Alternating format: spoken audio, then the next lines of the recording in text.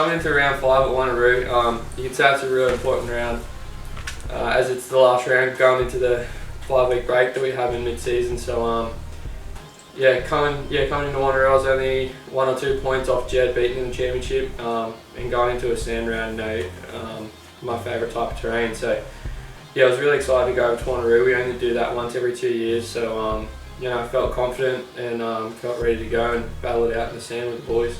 It was a 2-day event, so I felt pretty solid all weekend. On the Saturday we had just free practice and get used to the track and stuff like that. And on the first race on the Sunday, I didn't get a really good start, but fought my way back up to 4th and was battling for 3rd and could have gone for the moto win if I didn't crash. But had a little tip over and kind of just took me a little bit to get going. After that, I could only salvage 4th in that moto, so had to regroup. Lucky it was a three moto format for that weekend, and just 2nd and 3rd moto just really put my head down and got 2 hole shots and finished the last 2 motos 2nd and 1st, and was enough to get my first overall for the year and my first race win, which was really good. So Wanneroo was a great round, and to leave that round and leading into the 5-week break with the points lead was really critical and gave me a lot of confidence for the last 5 rounds. Going into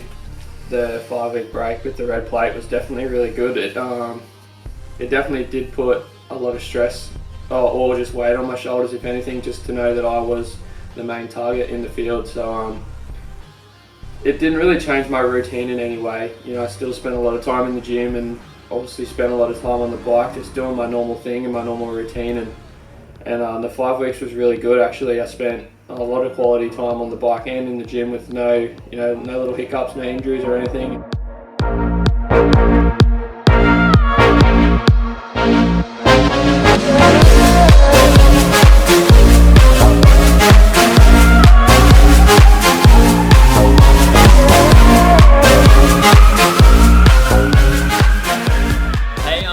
From P2P Fitstock, been owner and operator for the last 5 years and worked with NATO for the last 4 seasons. So over the last 4 years working with NATO, we've really developed, his base fitness and nutrition. Coming onto our program, working one-on-one with him, just developing his technique in the gym, as well as kicking some bad habits with his nutrition and teaching him how we like to program people. The biggest progression we've seen is he's really gone from doing our program to a T to developing his own programming with on the bike, in the gym, slotting into our group sessions, as well as training with our strength and conditioning coaches. I think over the last 5 years, people have recognised that you can't just go and ride a dirt bike at a track day in and day out and think that you're going to get fitter. It's really important that you do have a really structured program and be around people that are passionate about the industry as well as the sport, and that way you can really learn specific training as well as nutritional requirements for the sport. Off-season training is really important for the boys, and this year especially for NATO, finishing the Supercross season a little bit early, having his accident, breaking his leg. It put us into a bit of a different position than usual, because we could only train upper body stuff, work on a lot of core, and obviously make sure his nutrition was on point while he couldn't do much cardio. So over the off season, we really focused on his form and technique, training in the gym, really slowing things down. So it was a good opportunity to develop his more core stability, more upper body strength, as well as keep him onto his nutrition, so he couldn't really slack off or get lazy. We had him using things like assault bikes, coming into the gym on his strength days and slowing things down and really focusing on that form. We then progressed, once he could start using his leg, into his strength training for his legs, working on the rehabilitation with physiotherapists, making sure that we could then start to include some light cardio and get him up to speed by the time we started the season. Once the season started, we progressed into our more high intensity stuff, and then that slots into what he's doing now with maintenance and strength, as well as our high intensity group training and our interval stuff. Try.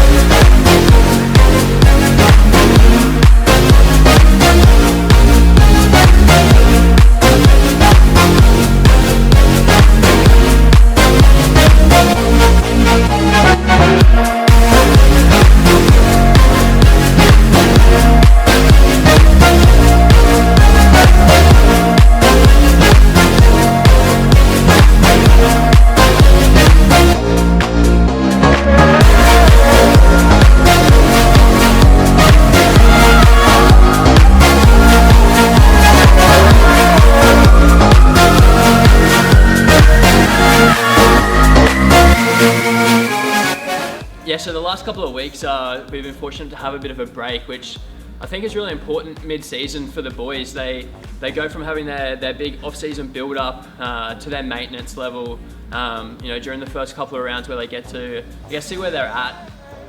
Then we get a couple of weeks off, so again we get to take a step back, slow things down, let the boys recover, and Nato gets a couple of weeks where he gets to get a lot of bike time in, but as well as get back onto that strength training. So definitely the last 2 weeks we're focused again, making sure we can get him strong for the last part of the season, working on any little injuries he's had, but yeah, really focusing on making sure he's in the best possible shape to finish off the year, so we've got energy for the rest of the year as well.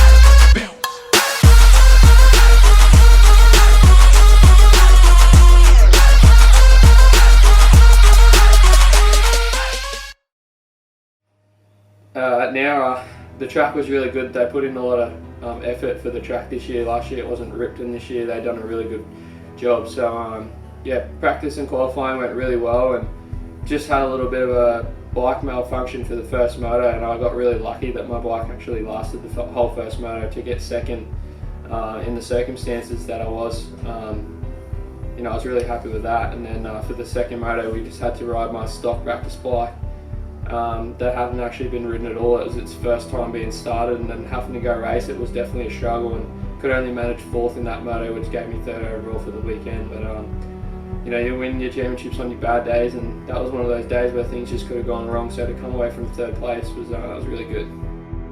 Leaving Nowra, I lost a few points in the championship, but not enough to be stressed out too much. Coming into Conondale in my hometown, obviously in sunny Queensland, I was really looking forward to it, and I knew that they'd put a lot of effort into the track, and it was going to be a really good round. After looking at the radar in the week leading up, we seen it was going to be a mudder, so that was definitely that put a lot of stress on me, just because mud rounds, anything can happen. You could be 11 points in front and then come out 30 points behind. It's just one of them things. So luckily enough, again, just consistency pulled me through. I finished second for that round with 1-4 moto scores, and just to leave the mud, or just any time leaving the mud on the podium, pretty much makes me happy. So yeah, like I said, pumped to leave that round without any major hiccups and still in the championship league.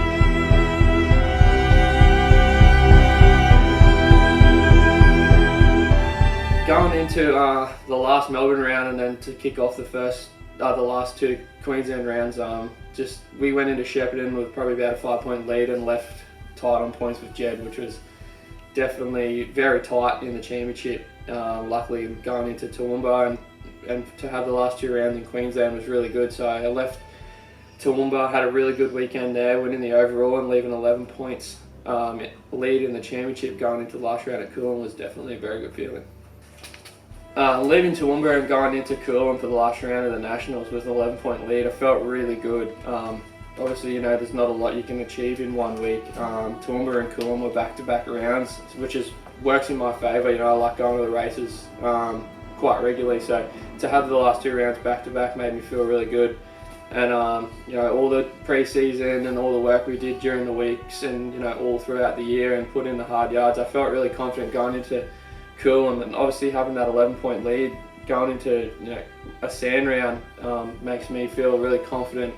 I ride Coolum a lot, and it's a home track, and I got a lot of friends and family that were going to be there. Feeling really confident and just really wanted to get this championship under my belt. I was just out practicing during the week. I was going to be planning on having one ride actually, and it was a Wednesday, and I was out riding with Mosey and Kyle Peters down at Tweed Heads, a local sand track, and really wasn't pushing that hard. It was just clicking off solid laps, and wasn't doing nothing too crazy. And I just lost the rear a little bit, and the bars flicked really hard and caught me in the stomach. Caught the end of the handlebars and the guts really bad, and it kind of dropped me pretty hard on the ground. Wasn't a high-speed crash, but I couldn't quite get up straight away. I just felt like I was really, really winded. It took me about 10 minutes before I decided to get up. I finally caught my breath, and I still had a bit of pain, but getting back to the van and just laying there for a bit and not really knowing what the go was. We just thought it was just like a big blow to the stomach, and I thought I was going to be fine. And obviously not having any broken bones, I still felt half confident. Got home that afternoon and was in the shower and urinated blood pretty bad, which frightened me because I've never done that before. So got straight to the hospital in Brisbane and got some scans, and they pretty much said, you've ruptured your spleen and your kidney. And to hear that on a Wednesday, the week leading up to the last round, I was pretty gutted. Obviously, my 19-year-old ego, I was definitely still planning on lining up. But as the week kind of rolled out, we got to Friday, and obviously I had to be at the track on the Saturday, laying in the hospital bed, not even being able to walk to the toilet. Was taking its toll on me for sure, and had a lot of phone calls and talking to a lot of important people about what I should do, and it was basically risk versus reward, that my health was more important than a championship. Obviously it would have been great, but we all decided that my health was more important than racing that one weekend and potentially hurting myself a lot more internally. So that was a tough pill for me to swallow, not to be able to race and let the championship go like that, even though I probably shouldn't have even ridden that week. But obviously every time you throw your leg over a bike, it's a risk. So I still ended up going up and watching, and then it was just as hard as laying in the hospital. It sucked, me being on the sideline, not being able to get out there and fight for the championship with the boys. I put in all this effort all year, and for it to be taken away from me like that was a big pill to swallow. So what it is what it is, and we'll move on, and we'll get ready for the next step in my career and see how we go.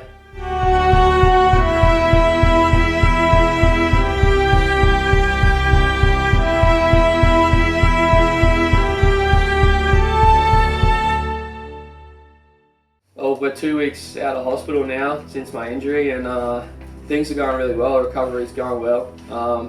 I'm back in the gym, just doing a lot of light upper body weight and stuff like that, which is really good. I don't really like being a couch potato, so sitting on the couch is not doing me any good. So back in the gym, which is really good. Getting out of the house, just hanging out with mates and just getting back to my new normal routine and get my body back into the swing of things and remembering what my routine was, day in, day out. So my plan at the moment is hopefully 4 weeks back on the bike. And getting ready for third round of Supercross. I don't really want to rush myself back into, get back out there. I could probably race the second round, but being 100% ready to race at that level is not really going to be enough time. So third round's my goal at the moment, and can't wait to see everyone there.